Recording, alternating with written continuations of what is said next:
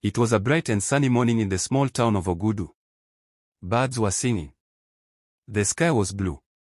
Everyone in the town smiled that day because it was the last day of school for the final year students at Unity Secondary School. The students had just finished their final year exams. The school bell rang and the gates opened wide. Students shouted with joy. "We are free," they said. "No more books. No more exams." Among them were 15 best friends. They were all in the same class. Their names were Joy, Ada, Chinedu, David, Uche, Mariam, Samuel, Zainab, Rifani, Halima, Blessing, Musa, Kihind, Amina, and Daniel. They laughed and danced together. Some threw their books in the air. Others ran around the school compound, happy and free. Their teacher, Mrs. Olamide, stood by the classroom door and smiled. "I'm proud of all of you," she said. "You worked hard. Go and be great." The students waved at her and shouted, "Thank you, Mo." Then they all climbed into the school bus. It was a white, clean bus. The driver, Mr. Toby, was a kind man. He always greeted the students with a smile. "Congratulations, my children," he said. "Are we ready to go home?" "Yes, sir," the students shouted. They sang songs in the bus. Some students played drums on their seats. Others danced while sitting. Joy stood up and sang a funny song that made everyone laugh.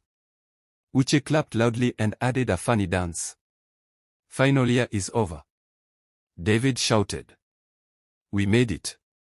"Let's take pictures," said Ada. They brought out their phones and took many pictures.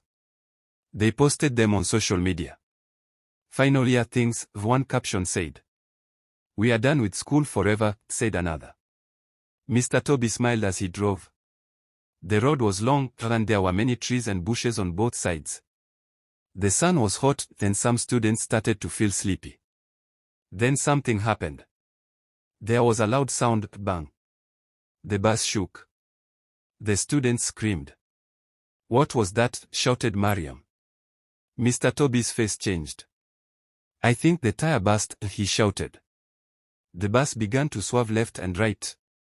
It moved fast like a snake on the road. Mr. Toby tried to control it. He held the steering wheel tight. "Hold something," he shouted. "Hold something tight." The students screamed louder. "Lord help us." "Stop the bus," they shouted. Suddenly, the bus flipped over.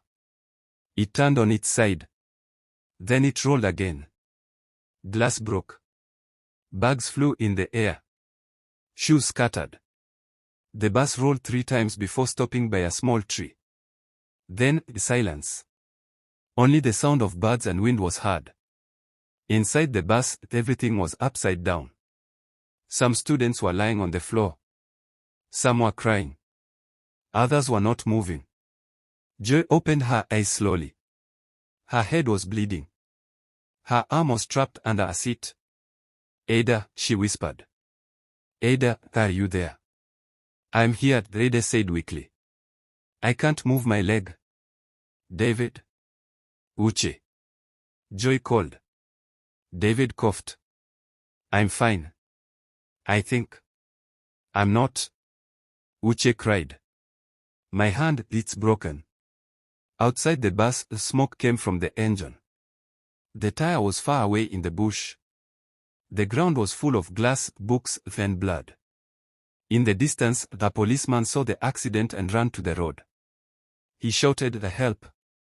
Help! School bus accident!" Other people came. A woman used her phone to call the police. "Come quickly," she cried. "The children are hurt." Soon, the Nigerian mobile police arrived. They came in black uniforms. They jumped down from their van and rushed to the bus. "Be careful," one officer said. "Some children are trapped." They broke the back of the bus open. They started pulling students out one by one. Some students cried. Some could not talk. One boy, Musa, did not move at all. "We need an ambulance," shouted the officer. 2 ambulances came.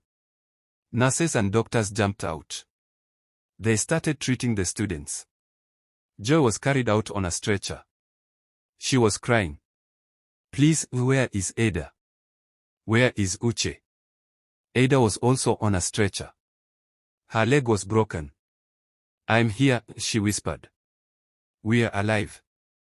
Some students had deep cuts. Others had broken bones. Samuel could not talk. Mariam had a cut near her eye.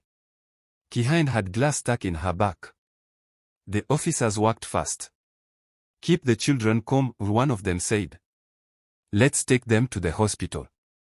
They took the students to the nearest hospital. The doctors rushed in. They cleaned the wounds. They gave the children medicine. Some had to go for surgery. Parents started arriving. They cried when they saw their children on hospital beds. My son, shouted Zainab's mother. What happened? It was the road, said one nurse. The tire burst. The driver did all he could. Mr. Toby was also in the hospital. He had a wound on his head. He cried when he saw the children. I'm sorry, he said. I didn't want this to happen. The town of Ogudu was quiet that night. Everyone talked about the accident. The school called all the parents. They sent messages to pray for the children. The next day, the governor of the state visited the hospital. He saw the children. He gave them gifts and money for treatment. You are our future, he said. We will fix the roads. We will make sure this never happens again. The students stayed in the hospital for 2 weeks. Slowly, they started to get better. Some still had bandages. Some had to use crutches. But they were alive. One morning, Joy sat on her hospital bed and looked out the window. She saw a bird flying. I thought we were going to die, she said softly. But we didn't, said Ada. We are strong. Yes, Joy said. We are not just final year students. We are survivors. When all the students finally went home, the town welcomed them. With songs and food. People danced in the streets. They clapped for the children.